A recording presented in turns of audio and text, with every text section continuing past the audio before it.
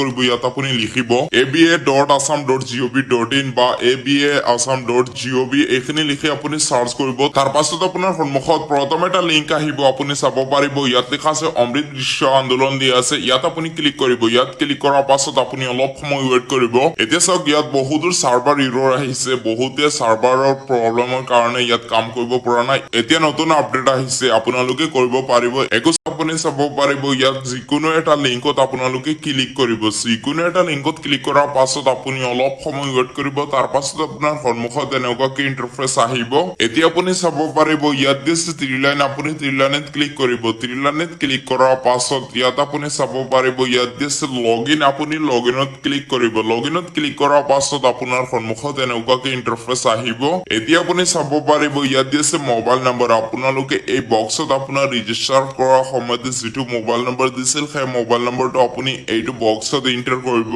mobile নম্বৰটো enter কৰাৰ পাছত ইয়াত লিখা আছে click here to get one time password OTP লিখা আছে আপুনি ইয়াত ক্লিক কৰিব ইয়াত ক্লিক কৰাৰ পাছত আপুনি অলপ সময় ওয়েট কৰিব অলপ লোডিং হ'ব তাৰ পাছত আপোনাৰ মোবাইল ফোনত এটা ওটিপি সেন্ড কৰিব সেই ওটিপিটো আপুনি এইটো বক্সত এন্টাৰ কৰিব আৰু যিসকলৰ ওটিপি নাহে সেইসকলে কি কৰিব যেটো আপোনাৰ ৰেজিষ্টাৰ কৰাৰ সময়তে যেটো ৰেজিষ্ট্ৰেচন নাম্বাৰ দিছিল সেই ৰেজিষ্ট্ৰেচন নাম্বাৰটো আপুনি এইটো বক্সত এন্টাৰ কৰিব ইয়াত আপুনি চাব পাৰিব ৰেজিষ্ট্ৰেচন নাম্বাৰ আৰু এন্টাৰ ওটিপি লিখা আছে আৰু আছে ৰেজিষ্ট্ৰেচন নাম্বাৰ যিসকলৰ ওটিপি নাহে সেইসকলে ৰেজিষ্ট্ৰেচন নাম্বাৰটো এন্টাৰ কৰিব তাৰ পাছত ইয়াত লিখা আছে সাবমিট আপুনি সাবমিটত ক্লিক কৰিব ইয়াত আপুনি চাব পাৰিব মোৰ এতিয়ালৈকে ওটিপিটো অহা নাই এতিয়া মই ৰেজিষ্ট্ৰেচন নাম্বাৰটো এন্টাৰ কৰি মই সাবমিটত ক্লিক কৰিম ইয়াত মই মোবাইল নম্বৰ আৰু ৰেজিষ্ট্ৰেচন নাম্বাৰটো এন্টাৰ কৰিছো তাৰ পাছত আপুনি ইয়াত সাবমিটত ক্লিক কৰিব সাবমিটত ক্লিক কৰাৰ পাছত আপুনি অলপ সময় ওয়েট কৰিব অলপ লোডিং হ'ব তাৰ পাছত আপোনাৰ সন্মুখত এনেকুৱাকৈ ইন্টাৰফেস আহিব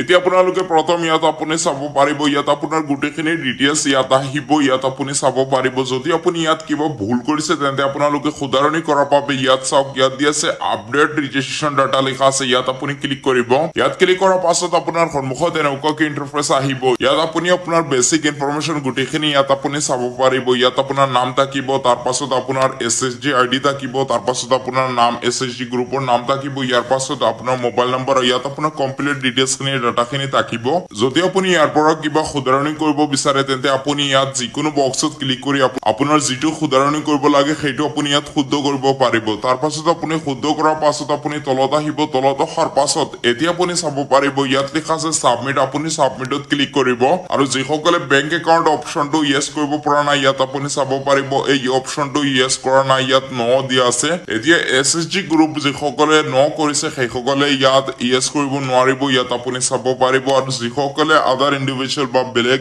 অপশন বেলেগ কেটেগৰী চুজ কৰিছে সেইসকলে শুদ্ধ কৰিব পাৰিব কিয়নো বহুতৰ এনেকুৱা অপশন আছে যিসকল আদাৰ ইন্ডিভিজুৱেল বা বেলেগ কেটেগৰী সিলেক্ট কৰি যিসকলে ৰেজিষ্ট্ৰেচন কৰিছিল সেইসকলে ইয়েস কৰিব নোৱাৰিব কিন্তু আপোনালোকে বেংক একাউন্ট ডিটেইলছখিনি এড কৰিব পাৰিব মই ইয়াত এসএসজি গ্ৰুপৰ দেখুৱাই আছো সেই কাৰণে ইয়াত আপোনালোকে এসএসজি গ্ৰুপৰ যিসকল আছে সেইসকলে ইয়েস কৰিব নোৱাৰিব ইয়াত অপশনে দিয়া নাই তাৰ পাছত আপুনি ইয়াত শুধৰণি কৰাৰ পাছত আপুনি সাবমিটত ক্লিক কৰিব সাবমিটত ক্লিক কৰাৰ পাছত আপোনাৰ শুধৰণিটো কমপ্লিট হৈ যাব ইয়াত আপুনি চাব পাৰিব মই নামটো এড কৰিছিলো ইয়াত আহি গৈছে তাৰ পাছত আপুনি তলত আহিব তলত অহাৰ পাছত এতিয়া আপুনি চাব পাৰিব ইয়াত দি আছে ভিউ লিষ্ট আপুনি ভিউ লিষ্টত ক্লিক কৰি আপুনি ফটো কেইখন আপলোড কৰিছে ইয়াত আপুনি আপোনাৰ গুটেখিনি ডিটেইলছ আপুনি চাব পাৰিব এতিয়া ইয়াত আপুনি আপোনাৰ ফটো চেক কৰাৰ পাছত আপুনি বেক আহিব বেক অহাৰ পাছত এতিয়া আপুনি চাব পাৰিব ইয়াত লিখা আছে ডাউনলোড প্লেস সাৰ্টিফিকেট আপুনি ডাউনলোড প্লেস সাৰ্টিফিকেটত ক্লিক কৰিব সাৰ্টিফিকেটত ক্লিক কৰাৰ পাছত এতিয়া আপুনি চাব পাৰিব ইয়াত দিছে ডাউনলোড অপশন আপুনি ডাউনলোড অপশনত ক্লিক কৰিব